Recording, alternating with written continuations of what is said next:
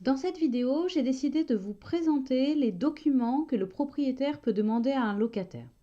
En effet, lorsqu'un propriétaire décide de mettre en location un bien, il a le droit d'obtenir certaines informations de la part de la personne à qui il souhaite louer le bien. Ces informations vont concerner l'identité de la personne elle-même et également sa solvabilité. Mais attention, le propriétaire ne peut pas demander n'importe quel document. Donc, concernant l'identité du locataire, le propriétaire peut demander une pièce d'identité. La liste des documents qui sont considérés comme des pièces d'identité est limitée. Il s'agit donc soit de la carte d'identité, soit du passeport, soit du permis de conduire, soit d'une carte de séjour, d'une carte de ressortissant ou d'une carte de résident. Le propriétaire ne peut pas exiger spécifiquement une de ces cartes. Il doit accepter un de ces documents. Il peut demander également un justificatif de domicile, donc savoir où le locataire réside actuellement. Ce justificatif peut être soit les 3 dernières quittances de loyer si le locataire est déjà locataire d'un précédent logement qu'il quitte, ou une attestation du précédent propriétaire. Il peut demander une attestation sur l'honneur de la personne hébergeant le locataire si celle-ci est hébergée par exemple à titre gratuit. Il peut demander une attestation d'élection de domicile ou enfin il peut demander la taxe foncière si le futur locataire est propriétaire du logement qu'il occupe actuellement. Concernant la solvabilité, le propriétaire va être amené à demander des informations qui sont liées souvent à la situation professionnelle du locataire. Il peut demander le contrat de travail ou lorsque le locataire est stagiaire, le contrat de stage.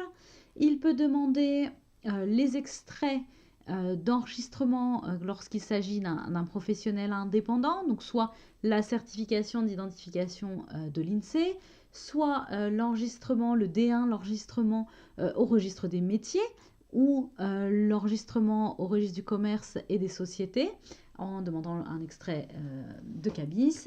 Dans ce cas-là, il faut que ces documents d'enregistrement datent de moins de 3 mois.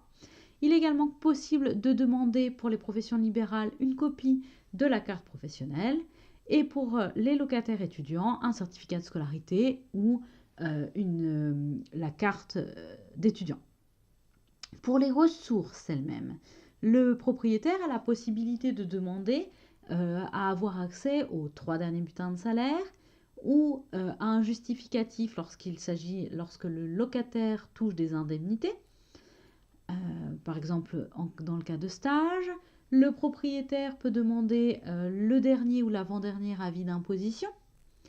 Il est également possible de demander les bilans comptables, les 2 derniers bilans comptables, lorsque la personne qui veut devenir locataire n'est pas quelqu'un qui est salarié, mais a sa propre société. Pour toutes les personnes qui touchent des indemnités, que ce soit des pensions, des prestations familiales, une retraite, il est possible de demander une attestation, un justificatif de versement. Et ces justificatifs doivent être de moins de 3 mois. Il est possible de demander le dernier avis de taxes foncières si jamais le futur locataire est propriétaire d'un bien immobilier. L'avis de bourse en cas d'étudiant boursier et tout justificatif de revenus pardon, lorsque par exemple le locataire bénéficie d'une rente. En revanche, il est certains documents que le propriétaire n'a pas le droit de demander. Il ne peut pas, par exemple, demander à avoir accès aux documents bancaires du locataire. C'est-à-dire qu'il ne peut pas demander à avoir accès à une copie des relevés de compte du locataire. Il ne peut pas demander à avoir une attestation comme quoi le locataire, par exemple, ne serait pas à découvert ou une autorisation de prélèvement automatique. Il ne peut pas non plus demander des documents qui concernent la vie privée du locataire. On ne peut pas demander par exemple la carte de sécurité sociale du locataire, le jugement de divorce.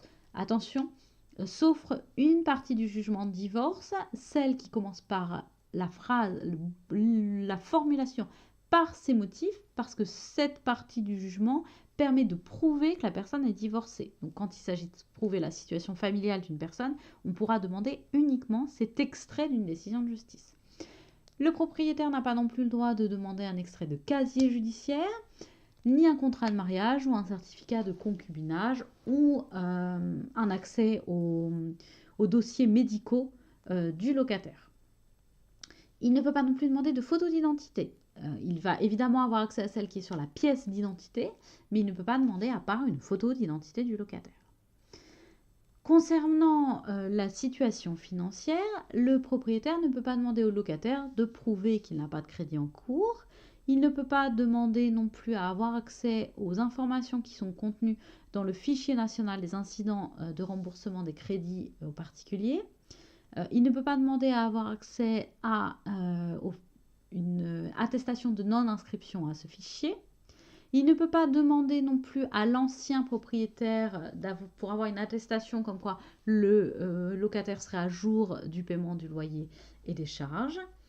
Et il n'a pas le droit pour les personnes qui sont en situation de travail non salarié de demander plus de 2 bilans d'activité. Je vous ai dit précédemment qu'il pouvait demander 2 bilans.